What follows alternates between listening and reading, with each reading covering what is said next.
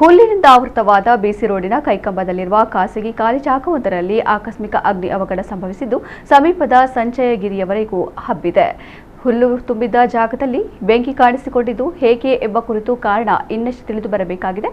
ಮಾಹಿತಿ ದೊರೆತ ಕೂಡಲೇ ಸ್ಥಳೀಯರು ಬಂಟ್ವಾಳದ ಅಗ್ನಿಶಾಮಕ ದಳಕ್ಕೆ ಕರೆ ಮಾಡಿದ್ದು, ಈ ವೇಳೆ ಬಂಟ್ವಾಳದಲ್ಲಿದ್ದ ಏಕೈಕ ಅಗ್ನಿಶಾಮಕ ವಾಹನ ಮಂಚಿಗೆ ತೆರಳಿತ್ತು. ಈ ಹಿನ್ನೆಲೆಯಲ್ಲಿ ಮಂಗಳೂರಿನಿಂದ ವಾಹನ ಆಗಮಿಸಿದ್ದು, ಅಷ್ಟರಲ್ಲಾಗಲೇ ಸ್ಥಳೀಯರು ನಂದಿಸುವ ಕಾರ್ಯ ಆರಂಭಿಸಿದ್ದರು. ಈ ಜಾಗದ ಹಿಂಭಾಗ ಸಂಚಯಗಿರಿ ಬಡಾವಣೆ ಇದ್ದು, ಇಲ್ಲಿಯೂ ಕೆಲ ಭಾಗಕ್ಕೆ ಬೆಂಕಿ ವ್ಯಾಪಿಸಿತ್ತು.